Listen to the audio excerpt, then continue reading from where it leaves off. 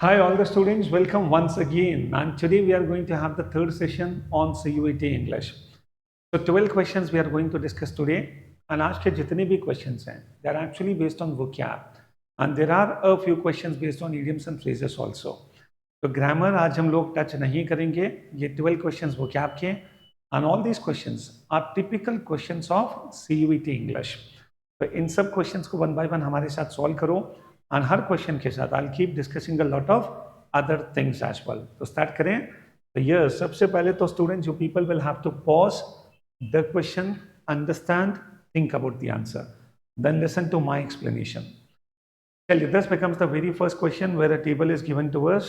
Match the following type. सबसे common सा pattern where 4 words are given to us and 4 meanings are there.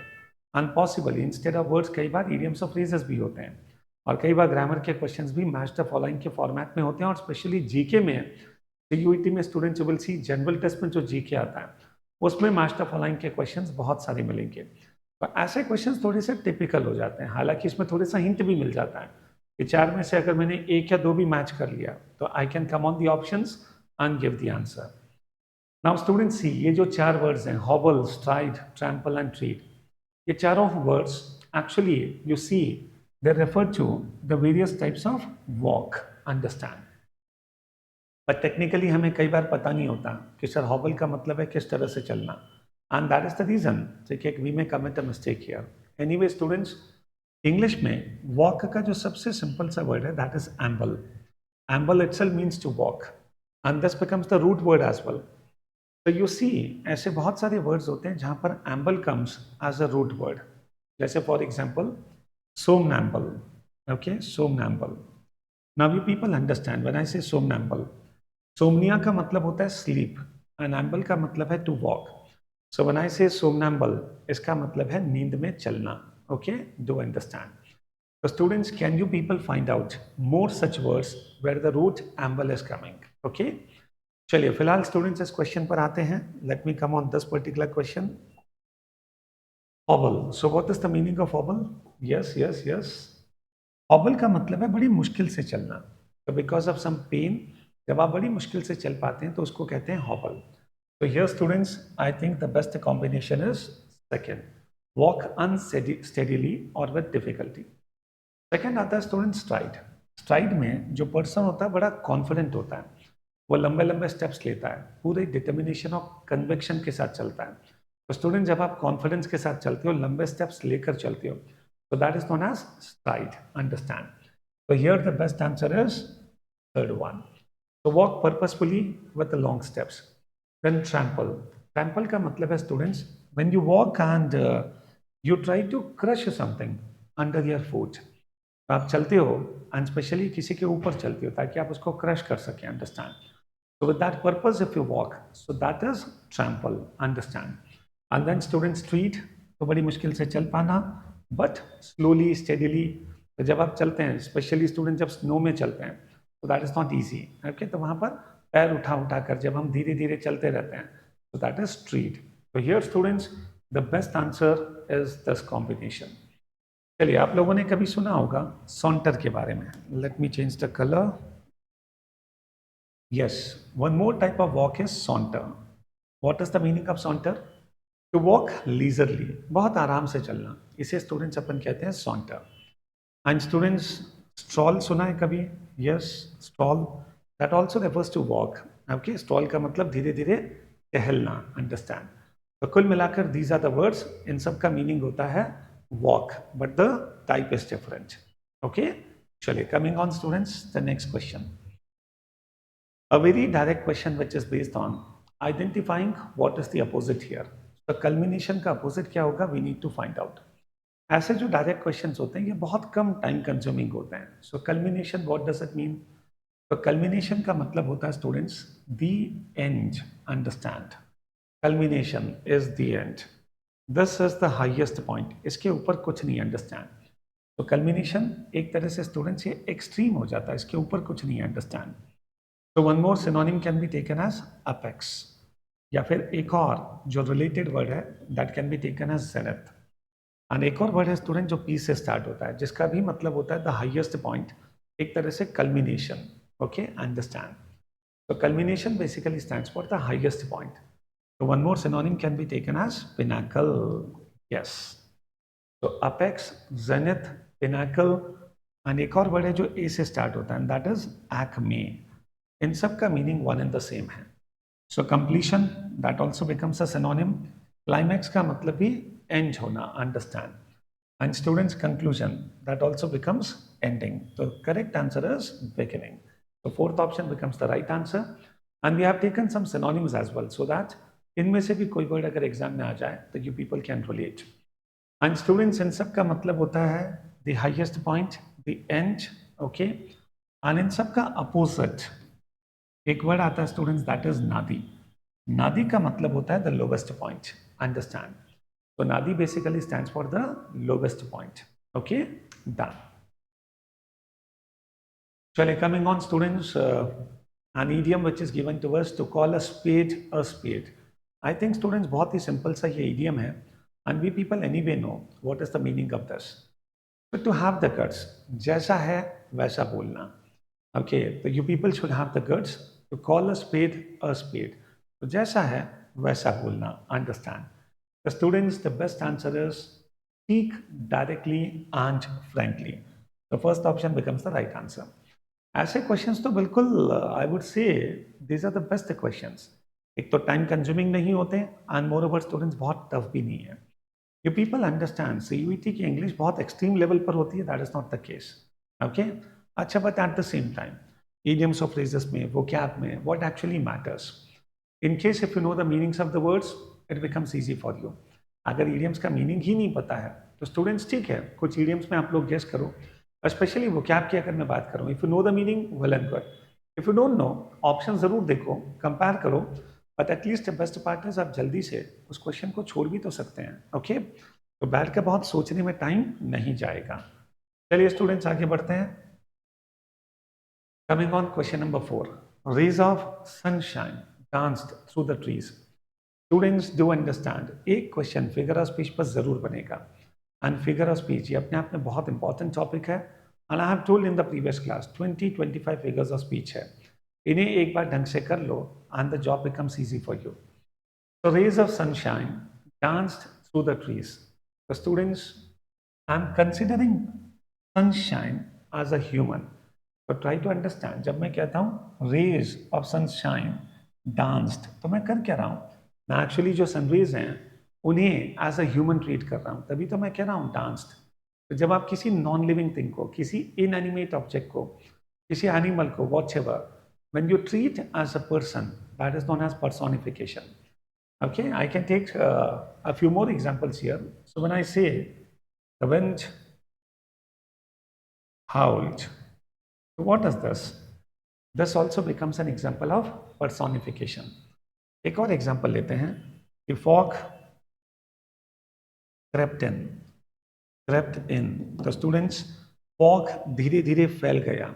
So now this act of creeping, it is actually done by a human baby. So try to understand, when I say the fog crept in, so what is this? I'm considering fog as a human.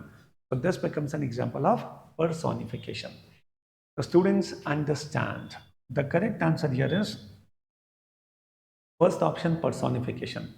Similarly, हमने कल वाली class में discuss किया था और हमने ये भी डिस्कस किया था what is the difference between simile and metaphor.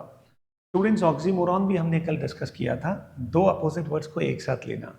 And pun becomes a new option. Pun का बेसिक मतलब होता है playing with words. We know that English में बहुत सारे words homophones होते हैं, isn't it?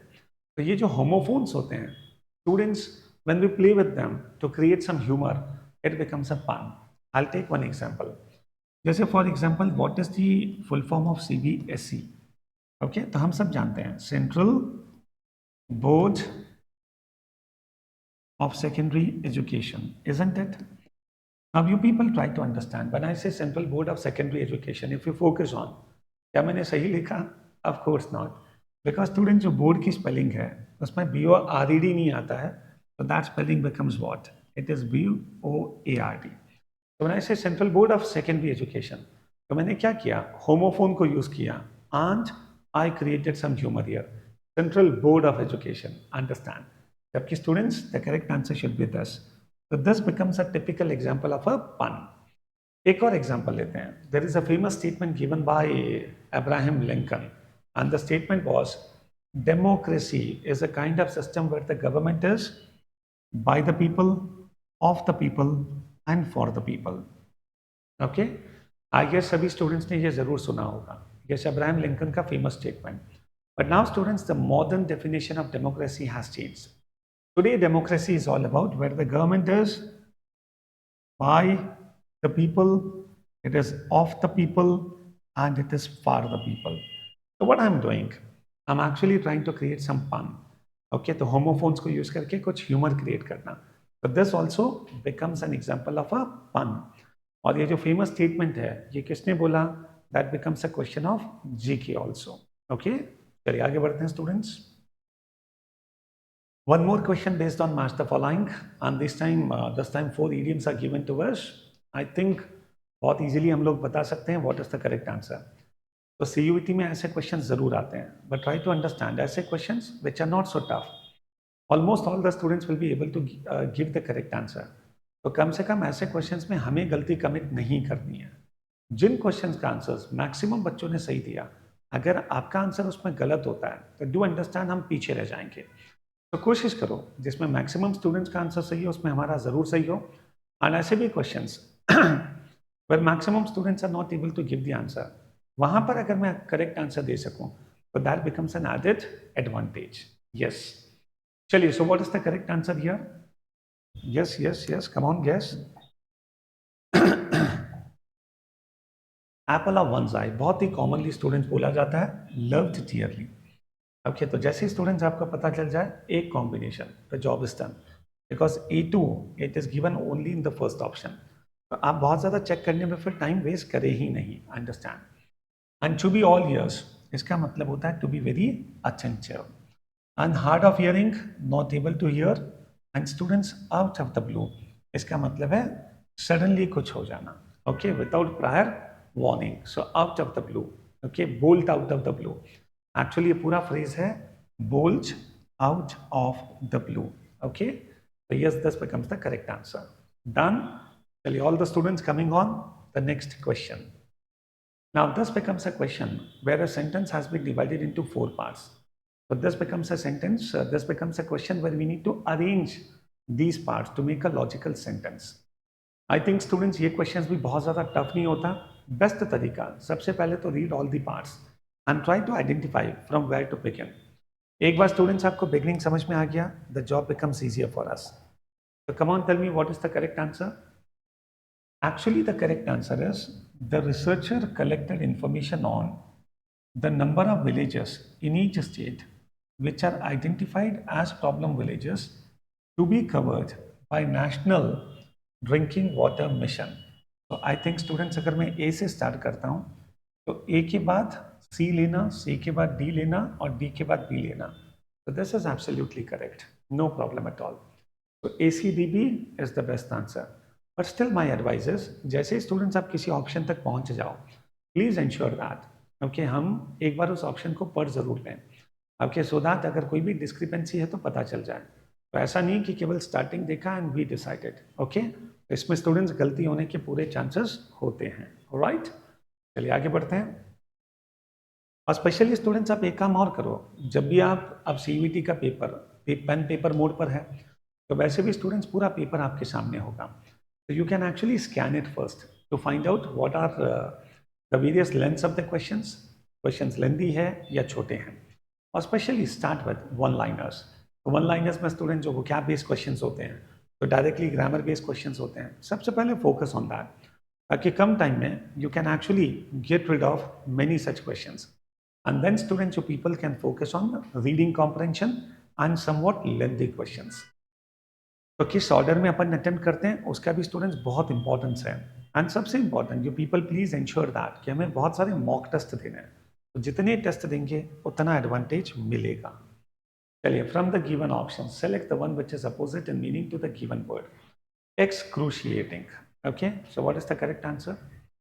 एक्सक्रूशिएटिंग का मतलब होता है student something which is extremely painful.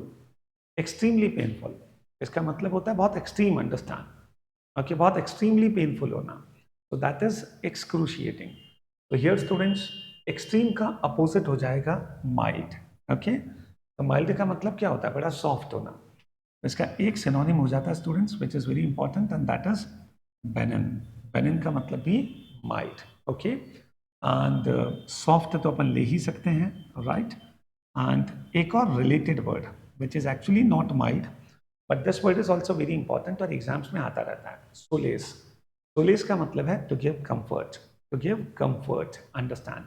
Solace. तो इस वर्ड को भी स्टूडेंट्स हमेशा ध्यान में रखेंगे. तो नॉइजी, मॉडर्न, सोफिस्टिकेटेड, ये हमने लास्ट क्लास में डिस्कस किया था. The best part you people see, options बहुत ज़्यादा कंफ्यूजिंग नहीं है. अगर आपको थोड़ा सा भी आइडिया हो तो getting the correct answer is not so tough. Okay, done. चलिए, coming on, the next question is based on analogy, where two words are given to us and there is a relation between these two words, and we are supposed to find out the one that carries the same relationship. तो student, सबसे पहले तो suitable, सबको पता है what is the meaning of suitable, appropriate होना. Inept का मतलब है समथिंग और someone who is not suitable. Inept का मतलब है इनएप्रोप्रिएट होना. इनएप्ट का मतलब है not suitable for that particular purpose. Students understand, suitable and inept ये दोनों क्या हो गया? अपोजिट. अंडरस्टैंड. तो सूटेबल का मतलब है एक अडेप्ट होना, अप्रोप्रिएट होना, जबकि इनेप्ट का मतलब है नॉट अप्रोप्रिएट, नॉट सूटेबल. तो कुल मिलाकर ये दोनों अपोजिट्स हैं. अब चार ऑप्शंस में से स्टूडेंट्स मुझे अपोजिट्स पता करना है. ओके, चलो, एक तो क्लियर है, कंस्ट्रक्ट एंड क्रिएट, ये दोनों तो सिनोनिम्स हैं. ट्रबल करना, किसी को परेशान करना, और टॉर्मेंट का मतलब है किसी को परेशान करना, इरिटेट करना. तो definitely even this can not be the answer. Misfortune, adverse situations face करना. मिसहैप का मतलब भी स्टूडेंट्स, देखिए, मिसफॉर्चून कोई accident, it can be anything. Okay, but mishap is something disastrous. तो ये भी स्टूडेंट्स मिसफॉर्चून का सिनोनिम हो जाएगा. Anyway, the best answer is profane and pure. Pure का मतलब होता है students Holi. Okay, what is the meaning of pure here? Holi. तो व्हेन आई से प्रोफेन, प्रोफेन का मतलब होता है to speak something bad or something criticizing about a holy place or about a holy thing or about a religion. The students understand, जब मैं किसी religion के बारे में बहुत गलत कहता हूँ, क्रिटिसाइजिंग कहता हूँ, किसी होली प्लेस के बारे में कुछ गलत कहता हूँ, उसे अपन कहते हैं प्रोफेनिटी, प्रोफेन. अंडरस्टैंड. तो प्रोफेन का एक बहुत अच्छा सिनोनिम है, दैट इज सैक्रिलीज. ओके, सैक्रिलीज, इसका भी मतलब होता है किसी होली प्लेस के बारे में अनहोली कहना. ओके, क्रिटिसाइजिंग कहना, निंदा करना. अंडरस्टैंड, सैक्रिलीज. इसी का स्टूडेंट्स एक और बहुत अच्छा सा रिलेटेड वर्ड है, and that is blasphemy. So do understand what is the meaning of blasphemy. Blasphemy का बेसिक मतलब होता है ईश्वर की निंदा करना, भगवान के बारे में कुछ गलत कहना. तो students do understand, in India blasphemy is not a crime. That is the reason हम किसी भी गॉड के बारे में कुछ कह देते हैं and nothing happens. But when I talk about Pakistan, in Pakistan blasphemy is a crime. So do understand, in Pakistan blasphemy is a crime. Okay, तो ब्लास्फेमी का मतलब है ईश्वर की निंदा करना. अंडरस्टैंड. ठीक है, डन. चलिए students, coming on, even that serves okay as an introduction. Students, हमने कोई बुक लिखी, अब उसका जो इंट्रोडक्टरी पार्ट है, ओके, शुरुआत में जो हम लिखते हैं, what do we call it? There are two words actually. Okay, वैसे भी स्टूडेंट्स थर्ड ऑप्शन तो अपन रूल आउट कर ही सकते हैं, बिकॉज पोस्ट इज कमिंग. तो पोस्ट तो हमेशा बाद में होता है, एंड समरी तो स्टूडेंट्स चीज ही अलग है. अंडरस्टैंड. तो यहाँ पर दो ऑप्शंस पॉसिबल हैं, एपिलॉग एंड प्रोलॉग. प्रो का मतलब ही होता है स्टूडेंट जो बिगिनिंग में आता है. Understand, pro. ठीक है, understand. So when I say prologue, this becomes the correct answer if you actually know the meaning of the root word pro. तो pro as a prefix, what does it mean? अगर ये समझ में आ गया, the job is done. Epilogue का मतलब होता है students what actually is written at the end of the book. तो एंड में जो लिखते हैं that is epilogue, sum up करना. एंड में स्टूडेंट्स एपिलॉग आता है, प्रोलॉग हमेशा बिगिनिंग में आता है. एंड पोस्ट स्क्रिप्ट का मतलब है once you have written the thing, उसके बाद किसी चीज को ऐड करना. So that actually means post script. So epilogue comes at the end and prologue comes at the beginning. Therefore, the best answer is second option. So, कितना simple सा question था, isn't it? Now, the speaker's dash over his subject was seen through his dash discourse. Now tell me students, what is the correct answer? The speaker's dash over his subject was seen through his dash discourse. Fill in the blank के question में student सबसे पहला जो tip है, you have to read the sentence to understand what is the tone of the sentence and what actually the sentence wants to say. And then students come on the options. अगर options थोड़े से tough हैं तो be extra careful. वैसे sentence पढ़ते हुए हमको समझ में आ जाना चाहिए किस तरह का वर्ड मुझे वहाँ पर चाहिए, अंडरस्टैंड. और स्पेशली अगर 2 ब्लैंक्स के फिल इन द ब्लैंक है तो वहाँ पर एक्स्ट्रा केयरफुल, एंड अगर 3 ब्लैंक्स हैं तो और ज़्यादा एक्स्ट्रा केयरफुल हमें होना चाहिए. Now coming on, the speakers dash over his subject was seen through his dash discourse. The students try to understand efficiency over his subject is not possible. किसी भी सब्जेक्ट पर एफिशिएंसी थोड़ी होती है. Efficiency का मतलब है आप कितने रिसोर्सेस में कितना आउटपुट दे पाते हो, आप कितने हार्ड वर्किंग हो, आप कितने अच्छे रिजल्ट्स दे पाते हो. तो that is your efficiency basically. तो efficiency over his subject is not correct. Anyway students, skill over his subject, skill even this is not a suitable word here. अब या तो मास्टरी आ सकती है या लिथार्जी. और लिथार्जी का मतलब तो स्टूडेंट्स होता है डल होना, एनर्जी लेस होना, लेजी होना. Anyway students, lethargy over his subject contextually बिल्कुल गलत होगा. ये वर्ड भी स्टूडेंट्स किसी एंगल से सूट नहीं होता. So I am left with only one option. Let me check दोनों वर्ड्स इसके फिट होते हैं या नहीं. Students, the speaker's mastery over his subject was seen through his fluent discourse. Discourse का मतलब है the way he spoke, the way he delivered actually. Students, ये आदमी बड़ा फ्लुएंट था. इससे पता चलता है कि स्पीकर के उस सब्जेक्ट पर मास्टरी कितनी थी. एनीवे स्टूडेंट्स, आप इतना सा गेस कर लो किसी भी सब्जेक्ट पर क्या होती है, mastery. The job is done.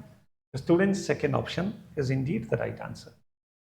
Coming on question number 11, the penultimate question. Sir, what is the meaning of this word? Students, try to understand. When I say ultimate, ultimate का मतलब होता है लास्ट, फाइनल.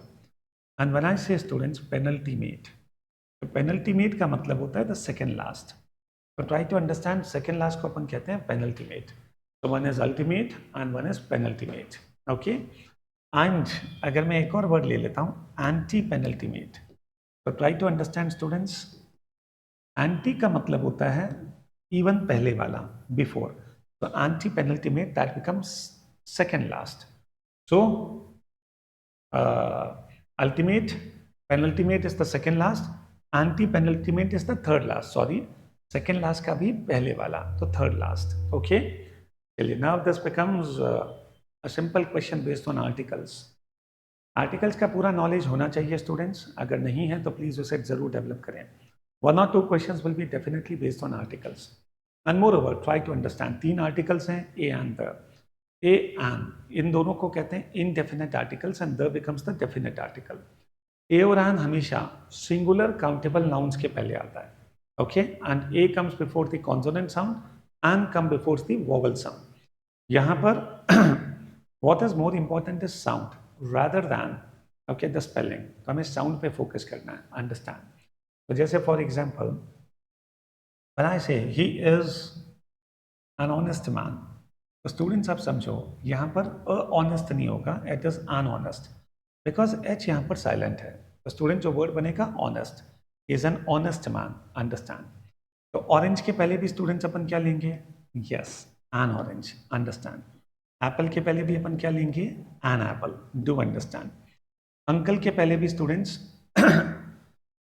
सॉरी, अंकल के पहले भी students will take an uncle. But if I write university, university, try to understand, ये start U से होता है, but still it is a university, not an university, understand. तो ये स्टार्ट तो यूनिवर्सिटी यू से होता है, बट फिर भी ये जो यू का साउंड है that is not a vowel sound, that is a consonant sound. ये एक्चुअली वाई का साउंड है, यूनिवर्सिटी, अंडरस्टैंड. तो इट इज अ यूनिवर्सिटी. तो we people have to be careful about कि कहाँ पर क्या आएगा. चलो फॉर एग्जाम्पल इफ आई से आई एम डैश MBA, तो मुझे बताओ स्टूडेंट्स अ MBA की एन MBA. वैसे कभी भी कंफ्यूजन हो ना, आप दोनों बोल कर देखो, which is smooth in saying that generally becomes the correct answer. Exactly. whichever is smooth in saying, that actually becomes the right answer. So I am an MBA. This is the correct answer. I am an MBA.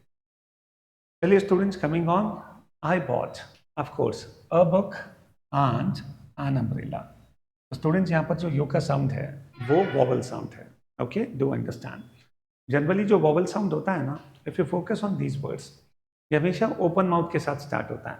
Umbrella, apple, orange. If you focus on, they start with an open mouth. तो ये भी एक test है to identify whether it is a vowel sound और not. Okay, चलो, anyway students, I bought a book and an umbrella. And now let us take the last session, the last question. So from the given option, select the correctly spelled word. तो students, ऐसे भी questions आ जाते हैं. Well, we need to find out the correct spelling. आप लोगों ने कभी एक word सुना होगा इंग्लिश में funeral, isn't it? बस उसी से word बनता है funerary. So the correct spelling here is first option. So first is the right answer. Done.